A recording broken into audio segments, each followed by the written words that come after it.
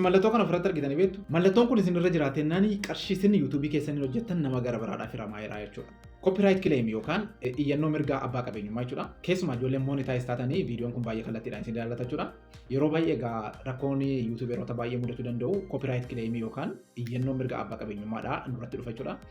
Kunis immoo maalidha yoo jenne yeroo nuyi qabiyyee namaa yookaan akka viidiyoodha yookaan immoo kan akka kilippii yookaan immoo suuraalee dabalatee biirooliidhaaf yeroo nuyi fayyadamnu yookaan baakgiraawundii hojii keenya yookaan viidiyoo keenya goonee gaafa fayyadamnu copyright claimiin nutti dhufa jechuudha. Kun immoo siistemiin YouTubeidha ofuma isaatiin copyright claimiin nutti kenna jechuudha. Abbaan qabeenyaa sun iyyatee otoo hin taane copyright YouTubein nuti ofiisaatii kan nutti kennudha jechuudha. Kanaafuu viidiyoo kana keessatti mallattoo kana gaafa argitanii jettanii akkamitti copyright claimii kana ofirraa akka kaastan karaa tokkoon isin agarsiisa jechuudha. Karaa baay'eetu jira. Viidiyoo kana haga dhumaatti yoo daawwattan YouTuberoonni keessumaa baay'ee fayyadamoo taatu jedheen abdii guddaa qaba. Kanaafuu gara hojiitti adeemnu.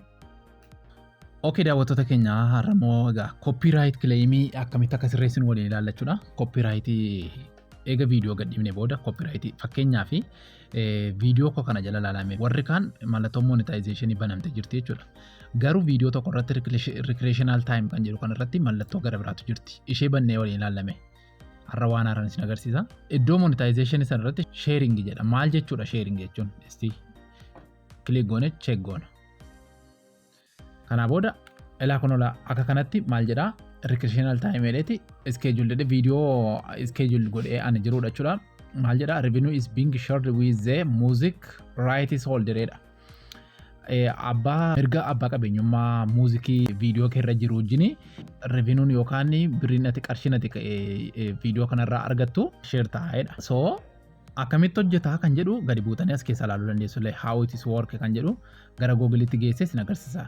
Share revenue using creator music edeti note creator music is in beta jedha. Eessarra jira beta irra jira jedha. Facebook irra jira jechuudha muuzikiin sun. Muuzikiin ani viidiyoo ispoortii jalatti fayyadamedha jechuudha. Booda eessa akka inni ta'edha ilaalla. We are gradually rolling it out to USA creators in the YouTube partner program. Jedheti then plan to expand to YouTube partner program creators outside the USA.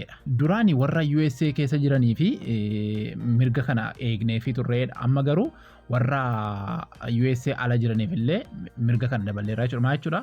Namoota viidiyoo nama audio nama waan hojjetan jala viidiyoo isaanii background jala galchanii hojjetanii fi revenue viidiyoo sanarraa argamu qooduudhaa fi dur Ameerikaa keessa qofatti fayyadamna amma garuu bal'isneerraadha warra USA ala jiraniif illeedha. Features described in this article are available through a web browser edit. If you use a track that's eligible to share revenue edit. Fakkeenyaaf egaa Tiraakini hunda miti tiraakini kan revenue share akkatti gootu si eeyyamanii jechuudha. In your video it means you can split that video's revenue with the tracks right holder.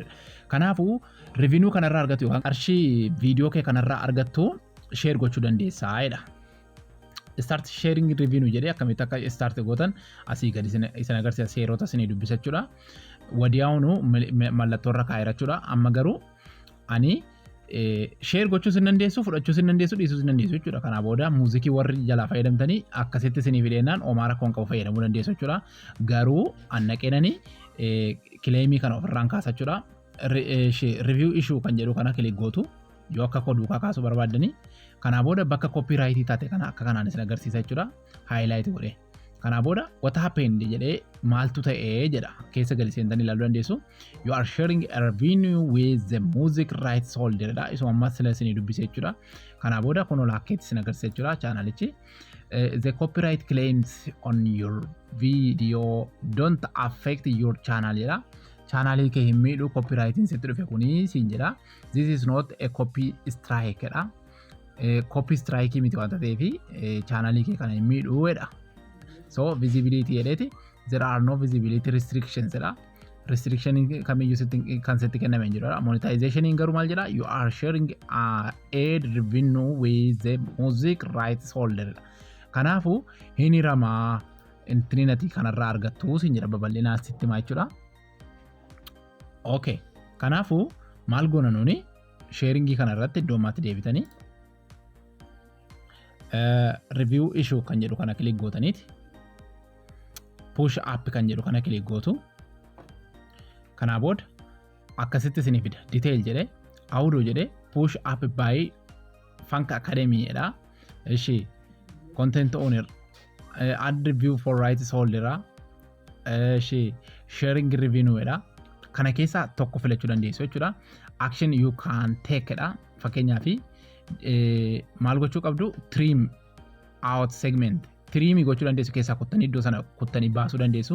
Trim jechuun viidiyoo dabalatee kutaa wanta ta'eef kanaa booda inni gara biraan filannoo gara biraan irreessoo jedha. Audio sana utuun viidiyoo sana dileetiin godhiin audio sana jalaa balleessaa jechuudha. Maaliin irreessoo kan jedhuun.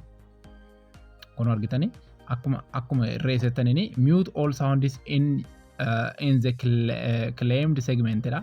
Mute gochuu dandeessu iddoo claim isinitti ta'e yookaan achi immoo mute gochuu yoo dhisse immoo remove the claimed song in all detected segments while keeping other sounds such as speech.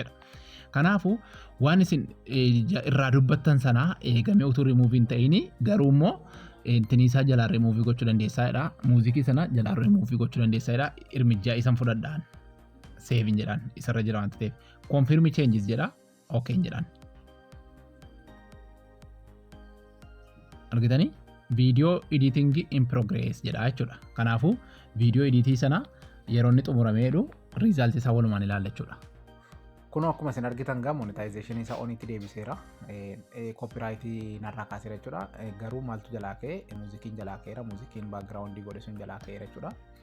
Isa immoo dhattanii YouTube'n ofuma isaatii kan audio library isinii kennu jira. Audio library keessaa itti hidhuu dandeessu jechuudha. Muuzikii viidiyoo keessanii jiddeemu. Isa immoo viidiyoo ta'an irratti qabadee isinii dhiyaadha. Hojiiwwan akkasii dafee akkasiin qaqqabuu barbaadanii chaanaalii keenya subscribe godhaa isin jenna. Ana Addaamuun ture kan hangamaa isin wajjin ture guddaa galatoomaan isin jedha. Yeroo gaarii.